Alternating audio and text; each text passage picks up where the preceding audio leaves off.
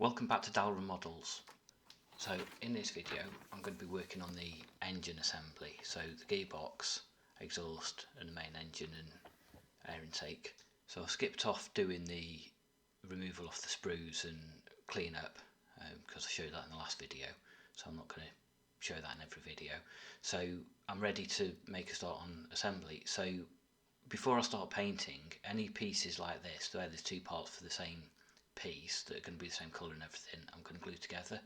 So I'm using the main normal Tamiya cement with the white lid because it gives a strong bond, but also it takes a while to dry and you can sort of squeeze it together and get rid of gaps and things like that. So I'm just going to put a bit all the way around the edge like so, and then do the same for the other piece. And there's a couple of ways you can do this. You can leave it for it to soak into the plastic a little bit, soften the plastic up, and then apply a second coat before you piece it together and have a bit of a gap between the two, which is what I actually did here. So that's just me putting the second coat on and then piecing it together, and then as you squeeze it, you'll see that it forms a little bead going up. There you go. So you can just see the bead coming out as I squeeze it, and then when you clean that up and sand it once the glue's all dry, it should make a cleaner joint. So that doesn't always work, but it's good practice to do things like that anyway, and then it saves work further down the line, hopefully. Not that this is ever going to be seen anyway. So I'm just making sure it's all lined up properly and not any gaps or anything. At this point in the build it's worth taking your time and making sure everything's right, because it'll catch you out further down the line and at a point where you can't do anything about it. So I've got the main gearbox done, so now I'm just assembling the exhaust silencer, I think it is, the main part of the exhaust anyway. So the same again with this Tamiya glue. I'm just running a bead all the way around there.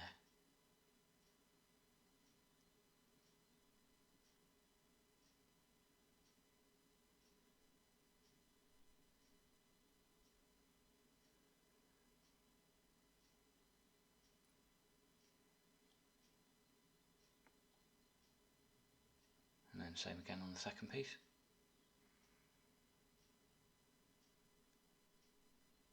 And as I said a minute ago, that it means that you can get a nice bead going around it, and then when you do the clean up, hopefully there'll be no joint there and it looks like one part.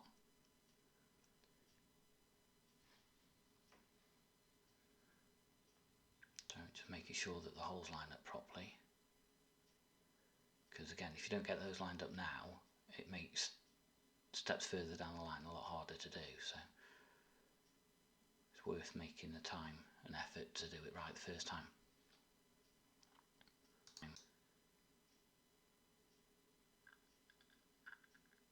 So there we go, that's that piece done, the gearbox done.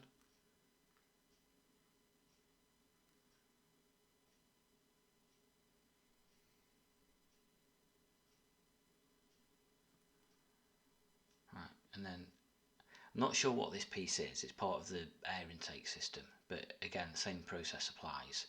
It's the same piece, it moulded into two parts.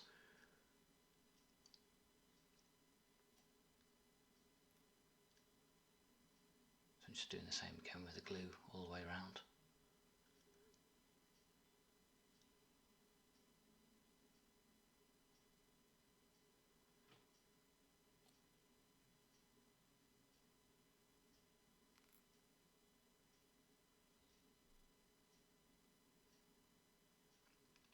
Make sure you don't get glue on your fingers at this point, because that'll make a right mess and it's a lot more work to clean up again, so not worth the hassle.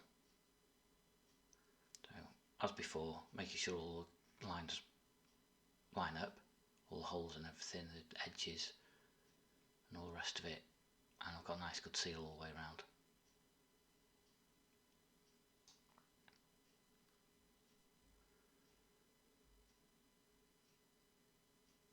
So the engine block, I've already glued the sides on, so I just need to do the ends. So there's only a couple of location points on those two side pieces, so it was straightforward enough, as you can see there. So I'm just checking the orientation's right, because there's differences between the two sides and between the two end pieces, so just need to make sure I get that orientated right before I actually glue it on. So that piece goes on there.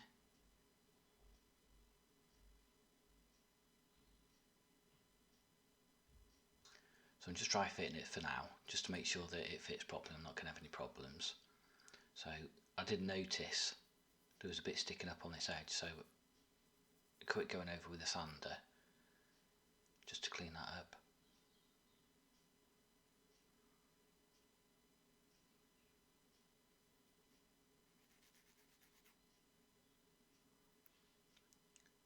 If you look at the shape of the engine and everything, it's not easy to get at this afterwards, so again, making the time to do it properly the first time pays off later on. So that's how that one's going to fit. So I'm going to use my extra thin for this now.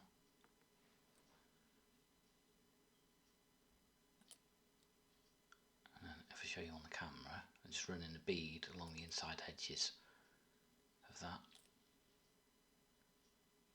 And careful to not get my fingers in any of the glue areas. And do the top side of it. And then just giving it a little squeeze just to push it all together. And again, make sure there's no gaps or anything, it's all lined up properly. And then I can do the other side. So it's basically reverse of what I've just done, checking it's all fitting properly, and then a bead of glue down the inside. So bottom first, and then turn it around and do the top. So it doesn't need a lot of glue on this part. And then another little squeeze, and that should be good.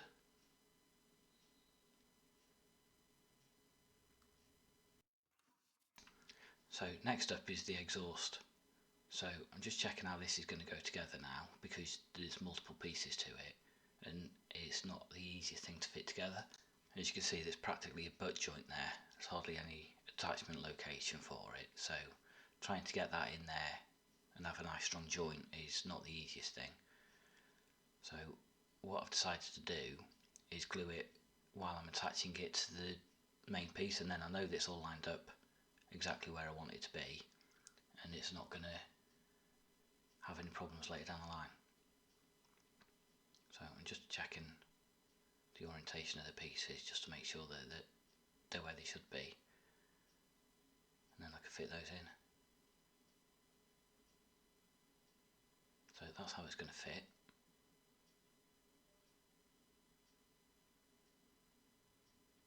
So what I'm going to do is put a little bit of masking tape in between, so that when I glue the joint on that, it's not going to glue it to that main part, and then I can get a nice clean joint. Once the glue's dries, I can then remove that for painting. So just checking that it's all fitting properly still. And then a small drop of glue in there, doesn't need loads on there at all, because it's only, like I said, small joint. So, and then I'm just checking it to make sure it's fitting where it should be, and the pipes line up properly. So just hold it a little bit just to get it to grip, and that's that piece done. So next thing I'm going to do is drill out the exhaust tip. So I've checked the drill bit size, and if you've seen this kit before, then you'll know that the exhaust tips aren't particularly deep. So most kits are like that because it's not an easy thing to mould, so I like to always drill them out. It just adds a little bit of extra realism to them. So I'm just going through them quickly.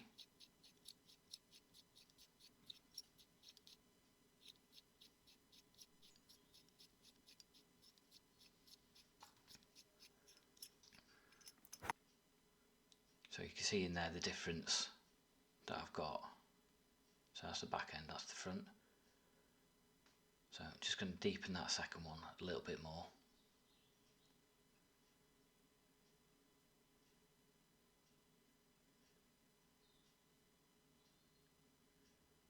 you need to be careful if you're drilling out that you don't go too far through and lose attachment points or go through the side or anything like that. So I'm just taking my time with it, and then you can see there that it's got some depth to it now. So when it's all painted up and everything, it just adds a lot more realism to it, as I said. So just glue it on, the tips onto the main exhaust part now, and that'll make it easy for painting. So there's a little bit of a gap, so I'll do a little bit of clean up on that, and then I'm going to move over to the paint booth. So I've already primed the parts with the Zero Grey primer, so I'm just moving on to the Alclad gloss base coat now for all of the exhaust parts. So I'm just going to go over, give them all a light coat, and then I can start colouring in and adding details to it. So I'm going to skip to some music for a little bit while I whiz through all of this.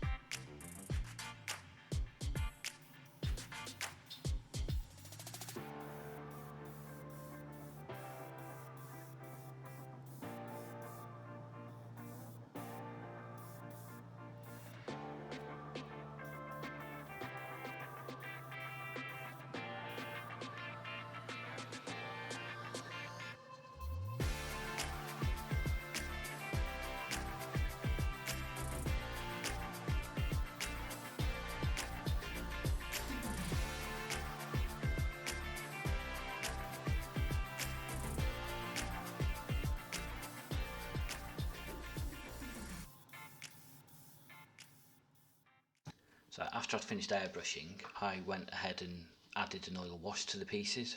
As you can see there, it just brings it out a little bit more.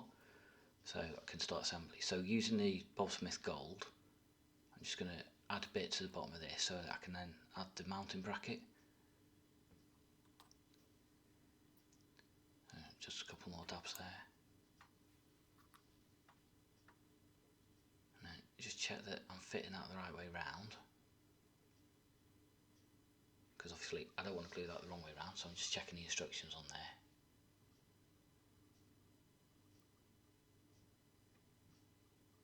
And then that just fits in like that. So just put that aside for the glue to dry a bit. So something else I did was try to add a bit of weathering to the drive shafts. As you can see there, using oils again, because a lot of the reference photos that I saw had this sort of look to them, so I tried replicating that with the oils. So ready to glue those into the gearbox now. So as you can see, that's had an oil wash and a little bit of detail painting done as well. So a little bit of glue in the hole and then around the edge as well. And then I can fit the drive shaft into it and just hold it a little bit just for the glue to bite. And just turn it as well, just so that I've got the weathering at the right angle where I want it, so it's visible. Or hopefully it'll be visible anyway. It's got a sealed engine cover on this kit, so how much of this gets seen I've got no idea. So there you go, that's the second one getting fitted. And again, just need to hold it for the glue to bite. And then that's done. So again, put that one to the side while that sets.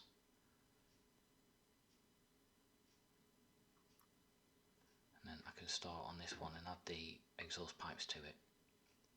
And I said before, and I'll probably say it again, to test fit before you apply glue. And I didn't on this piece. The holes were a little bit too small and I hadn't cleared the paint off one of the pins.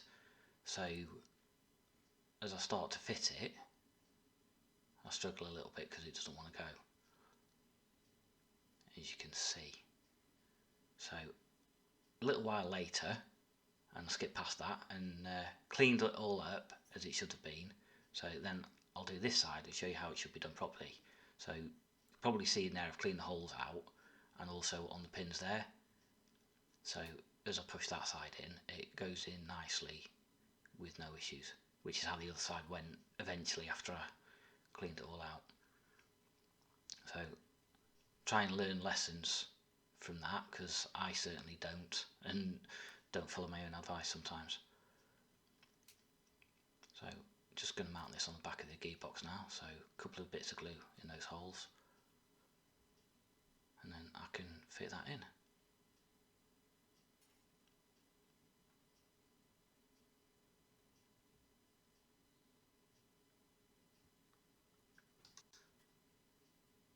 So now I'm going to assemble the main engine block. So the first thing I'm going to do is attach the top part of it, which is that gold piece that at the bottom there. So I did some detail painting on that as well, which I'll show you in a second. So get some glue and run some glue around the top edge. Again, using the same Bob Smith super glue for this.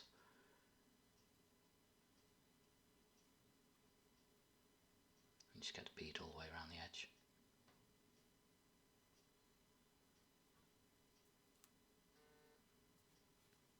And then it's got an arrow there, so I'm just checking which way that goes, because I don't know what the difference is, but according to the instructions there is a difference, so I'll go with what they say.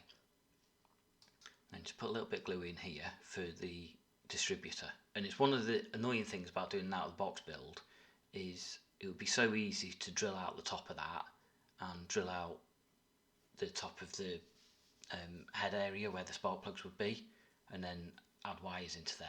And again, that sort of detail just makes a difference in the build, but it wasn't in the kit. This is an out of box build for a group build, so I have to obey the rules. So there you go. So I'm just going to test fit the exhaust now, which fits okay. So see, learned my lesson from the last one. So put a little bit of glue in these holes.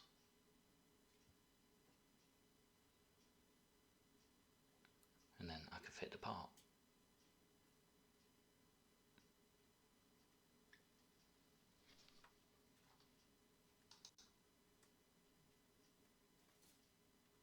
So you can see there the lettering that I've done and a little bit of detail paint I've done with bolt heads and things. So it just adds a nice little touch to it, I think. So, right, next bit to do is what I believe is the air intake system. So I'll start off with this centre piece, which I'm just going to glue into there, and then this side piece into these two holes. So then I've got a couple of pins on the back of this that you can just see there that go into those holes, and then give it a bit of a squeeze just to hold it in place.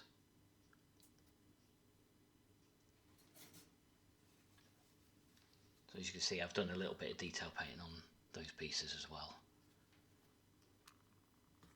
And then this, I'm not totally happy with this, it still needs a bit more work, but the real one looks like a dirty kind of browny yellow fiberglass. So I was trying to replicate that with the oils, but like I said, it needs a bit more work still. So I'll carry on working on that after I've finished with this, but for now, I'm at a point where I can get it assembled just to get this video done. So a couple of glue points for it and then attach it to this.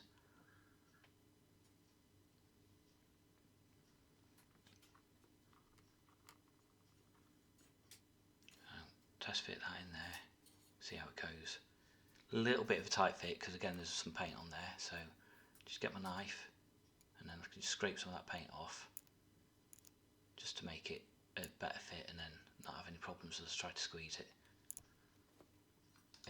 One of the potential problems we use in alclads is they can wear off if you handle them too much, so I'm trying to be careful how much I'm handling it so as to not have that problem. So anything like that that makes your life easier is worth doing.